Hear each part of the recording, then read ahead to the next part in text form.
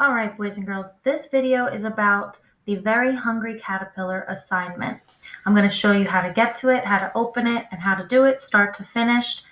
So if you missed the class, you go back, watch this video, and do it on your own. So first you go to our art class, whatever that may be, you click classwork. The assignment is called the Very Hungry Caterpillar. You click that, and you're going to click the attachment. You might need to click down here, view assignment. Since I have the teacher's version, mine's going to look a little bit different than yours. You're going to click the Very Hungry Caterpillar attachment that says your name next to it, and it will either open up to something that you've started, or if you've not started, it will be a blank screen here. So in this version, I'm starting from scratch. Move that. So younger kids, I started out with an oval on the screen. Older kids, it's totally blank. Here's how you create the first shape. First of all, let's add a picture of what we are creating, which is the Very Hungry Caterpillar from the book by Eric Carle. So I'm going to go to the word insert, image, search the web, and I will type in the Very Hungry Caterpillar. And I'm going to click the first thing that shows up. Double click it. I'm going to make it smaller by clicking this corner square and slide it off to the left of the page. That way I can see it, but I still have my whole drawing area blank. I'm going to use this as an example. You don't have to make your caterpillar look just like this one, but it's nice to see what we're trying to make, okay? So the first part of starting your caterpillar is going to this shape tool. It's got a circle with a little square behind it. Click that, hover over the word shapes, slide your mouse over to this shape. It looks like a circle. If you hover over it, it is called an oval. Click that, and your mouse will become a plus sign ready for you to draw. So with your fingers, you're going to click, drag, and let go when you like the size and shape of your oval. This caterpillar, I counted, has about 20 ovals put together to make the caterpillar. So your project, you need at least 10 ovals, okay? So to make more ovals, instead of going and building 10 to 20 ovals over and over again, there is an easier way. First, you click the oval one time. If you click it twice, it thinks you want to type inside of it. We don't want to do that. So if that happens, you click away from your oval, go back and click it one time. To make copies of this oval, there's a trick. We are going to click these buttons on our keyboard. You hold down, meaning you touch it and don't let go, the control button, and then you tap the letter D. If I tap D one time, it's going to make one other oval. If I tap Control D 6 times, it will make 6 more ovals. So let's go back to our drawing. I'm going to hold the control button with one hand and then tap the letter D with my other hand. Control D, D, D, D, D. I don't want to leave it in this line. I'm going to click them and move them around so it looks more like the body of a caterpillar. Maybe I want to rotate some or make some smaller so they're not all the same exact size. I can go back, click them. The squares change the size, and this little circle that sticks up is how you can rotate the ovals. So I told you need at least 10 ovals. This is 7. Click, Control D, Control D, Control D. Now I have 10, but I can definitely add more if I want to. I'm going to add a few more. All right. Once I'm happy with how the body looks, notice it's not a perfectly straight line because we're trying to make an animal. So you could, if you want, make it more curvy like this picture, but try not to make it a perfectly straight line. Don't leave your caterpillar like this. That shows that you didn't try to move it. I'm hitting Control Z to undo.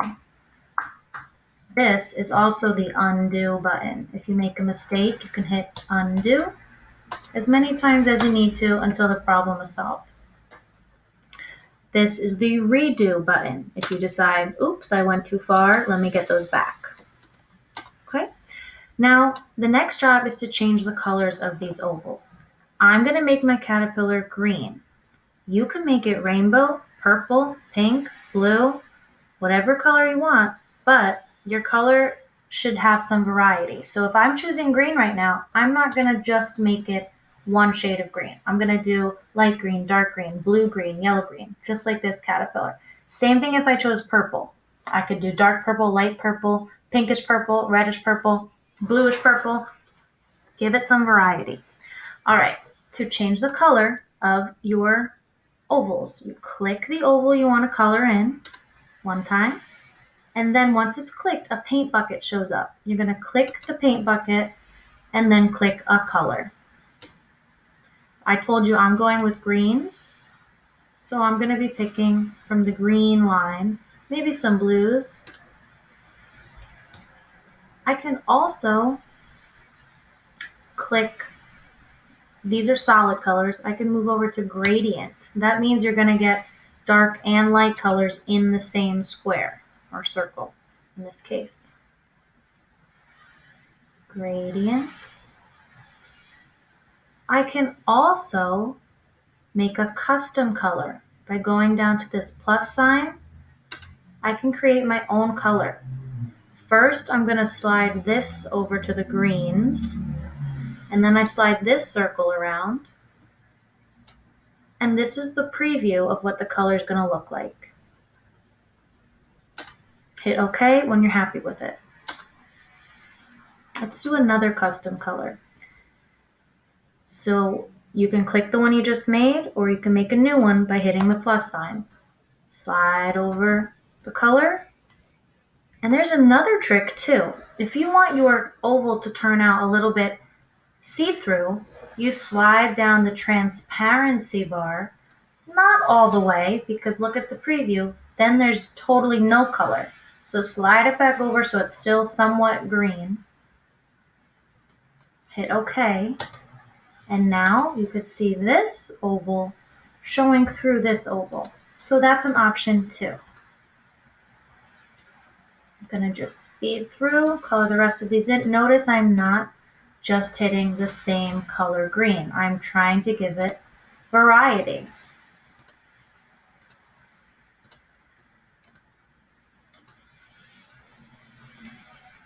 Maybe I'll add a little blue in there.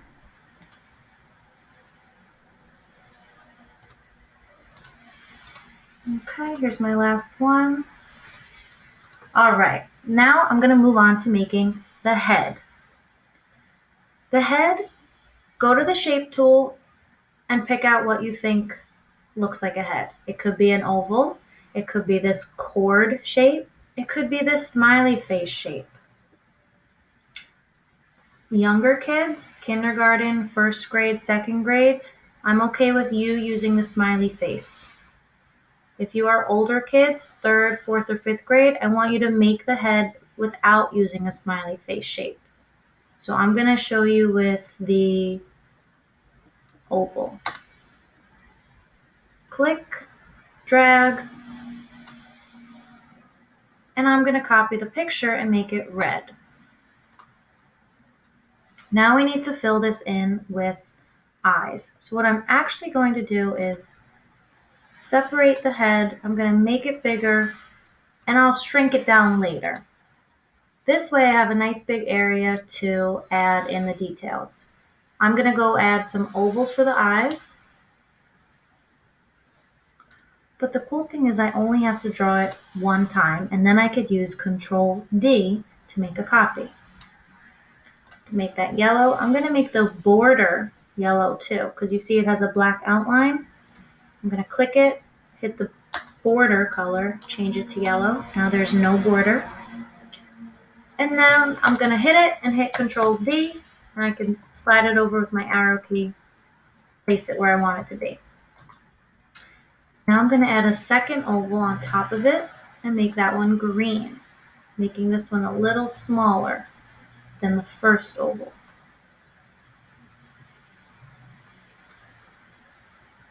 Green, watercolor, green, and Control D.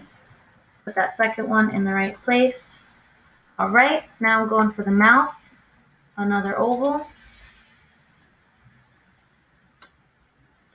And I think I'll make it a darker green, just because I'm copying the picture. Okay, now if I want to move this entire oval at the same time, instead of hitting the head and then trying to get the eyes over separately, that doesn't work as well as I want it to. So I'm going to hit Control Z, put those back in place. I'm going to click and drag over the entire thing. So I'm selecting the head as one unit. I'm going to shrink it down, which also shrinks the eyes and the mouth, and then I'm going to move it into the correct place. There we go. All right. Next, we add some antennas. So I'm going to the Shape tool, and you pick something that you think looks like antennas. This lightning bolt could be an antenna if we rotate the shape. This moon could be an antenna.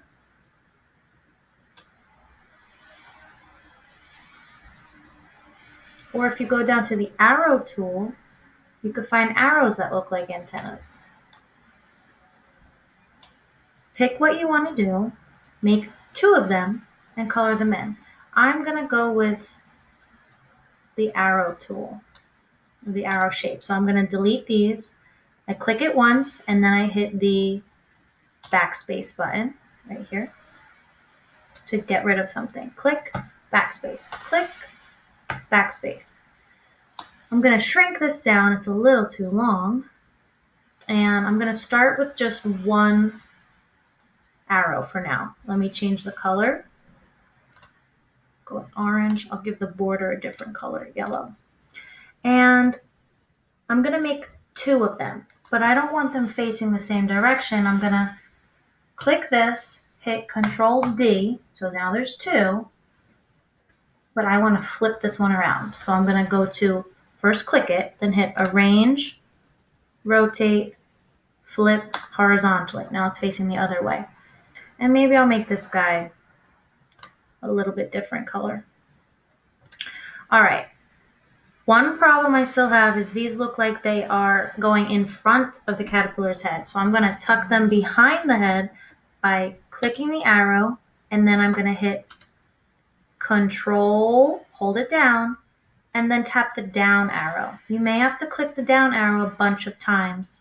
You just keep clicking it until it tucks behind the head.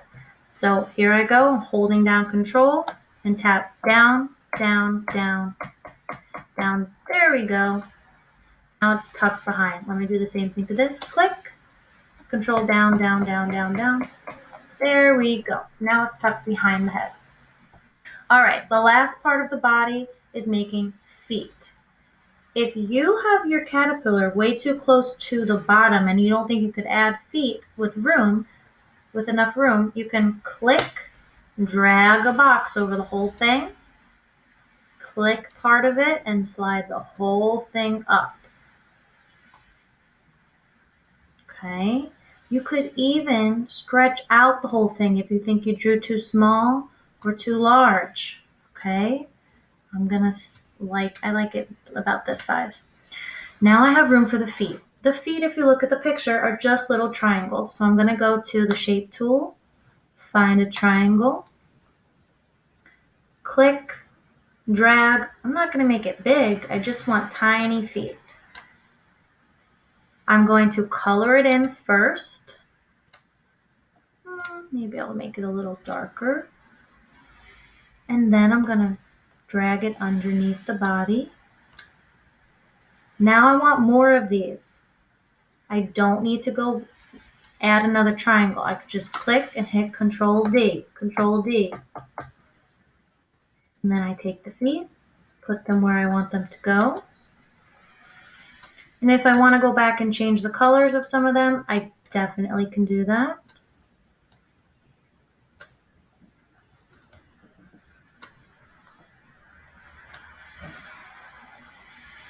Make some lighter.